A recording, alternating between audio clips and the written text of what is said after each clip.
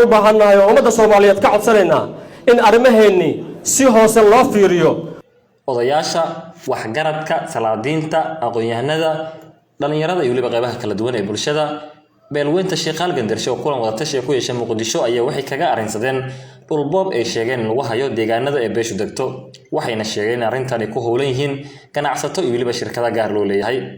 haddaba qaar ka mid ah waxgaradkii iyo salaadiintii goobta ka hadashay ayaa waxay sheegeen inaan marna la aqbali doonin si sharci darro lagu qaato dhulka beesha Sheekhaal Gandarsho waxayna sidoo kale sheegeen fariin adag u dirayaan cid kasta oo ku howlan arrintan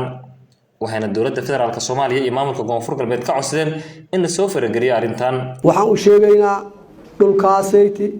iyo deegaankaas dadkii lahaay way joogaan wayna nool yihiin waana xay dad la yaqaano waaye marka Gandarsho indhaheeda way furan yihiin oo way ku xisaabtamaysaa dhulkaas waxaan marka baaq mugle miisaankiisa culus yahay aan u jeedinayaa inta dhulka ku maqan inta iibsatay inta haddeer damaca uu kaga jiro war ka joogaan leeyahay waxaan baaq u jeedinaynaa dawladda federaalka Soomaaliya madaxweynaha ra'iisul wasaaraha baarlamaanka gabi ahaantiisaba waxaan leenahay dhulkaasi dadka nabadeed degan dhul boobka lagu hayo in ay soo fargeliyaan dhul dadkiisi inta laga gudbo dad kale laga gadanayo macna uu leeyahay ma ka saay dadka u taala Sheekhaal Gandarsho dhulkaas iyaga iska leh xuduud waxay ka bilaabataa meesha la yiraahdo Jazeera weel qabe meesha la yiraahdo dhinaca xeebta markaan ka hadlo waxay ka bilaabataa weel qabe waa agaarka Jazeera waay markii laga tago waxay tagaysaa deegaanka cagaaran la yiraahdo hey saasi fiican loo fahmo haddii laga soo tago waxay ka bilaabanaysaa meesha la yiraahdo Laanta Buur dhinaca Carmadowda waxay tagaysaa Kari Cabdalla ama meesha la yiraahdo El Wareego waxaana la degan anaga aan ognahay oo aan sax u ognahay beesha Biimal waay doodna lagama dhaxayso dagaal lagama dhaxayo walaa arsaas oo ogaadaan dhulkaan la isaga wareegayo oo maalin dullaal loo dirsanayo maalin tuug loo dirsanayo deexda gelayo dadka lacag u sheegayo waxaan u sheegaynaa in wax ka soo bixi doonin anaga waa taaganahay ma dhimanin anaga nool nala duugana ma aqbali doono mana aqbali jirin hadal ma yeeli doono oo dhulkaas ay ma aragta dhanaana ilaa saliina ay ku sheeganayso annaga cadeynteeda inaan helna waa rabnaa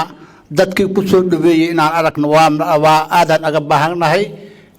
haddii hadda ay ku socoto waxaan dhihi lahayn war dhulkaas ka leexo dadka ilaahay way soo jeedaan wayna ku jeedaan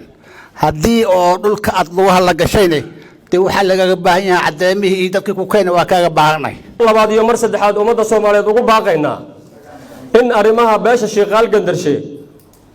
in badan ku soo noqnoqday ayna xanuujisay gudaha naga xanuujisay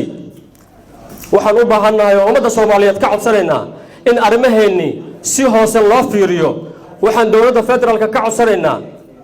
in beesha dhibaatadeedii iyo waxa ay tabanayso ku saabsan deegaanka ku socdo minguurinta in waxna laga dhaho hadhow aanan lagu eedeynin in baasha meeshii ay mudneed inaan dhigin taariikh waxaan ka soo bilaabaynaa hadda waxaa laga yaabaa in ay maqleen dadweynaha 1900 1400 kida inay maqleen 810 miilaadiga 810 miilaadiga markay ahayd degmadan aadka u facaweyn aad arkaysaan Gandarsho iyo dhanaane xilligaas horta la askumay xilligaas la abaawulay deegaan xilligaas ay noqotay Soomaali weyn aad ay u taqaanaa markii la yiraahdo salaadiin iyo xil la yiraahdana waxa loogu tiri jiray dhoowayda waxa la dhihi jiray salaadiinta ama suldaanka dhooway dhanaana la oran jiray horta taariikh facaweyn ee leedahay qoran oo runtii waalidiintayna khayr Allah siiyo waagi waa qor isku dhiib oo nin walbo ninka kale ka sii dambeeyo u sii dhiibo taariikhdaas aadka u quruxda badan ee dahabiga ah maanta nin inuu yimaado ku qabso qadimaysid qalbigaaga ha gashanin ugu dambeyn waxaa goobta laga akhriyay warmutiyada laga soo saaray shirka wada tashiga beesha Sheekhaal Gandarsho ee ku yeesheen magaalada Muqdisho. Bismillah. warmurtiyeed beelweynta shiiqaal gandarsi waxay shir ay dhan tahay iskugu timid maanta Arbaca taariikhdu tahay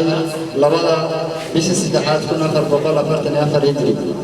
dhanka kalena tahay 28/9/2022 milaadi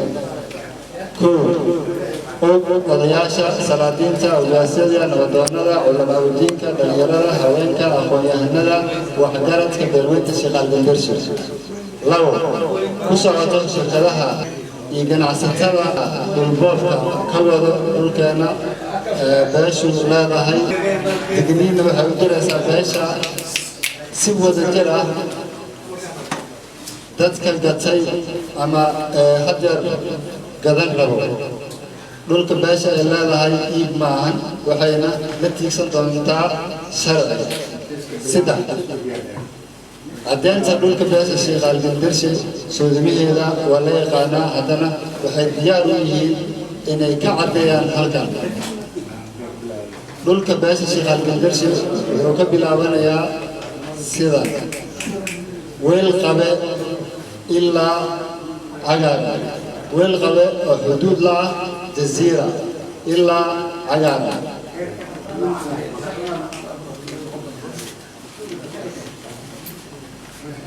dhulka beesha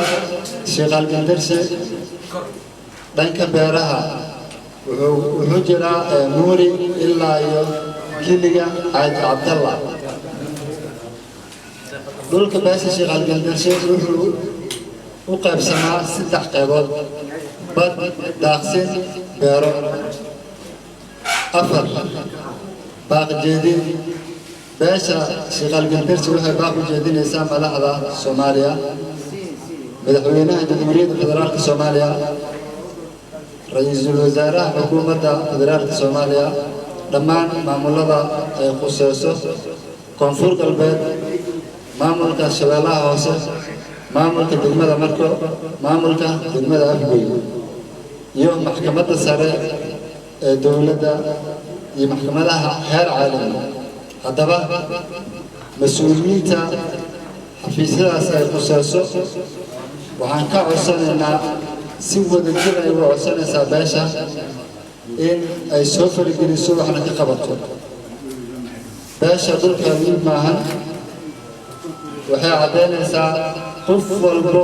oo beeshaas dulminayso inay iska dhicin doonto maxamed ruuray warbaahinta goobjoog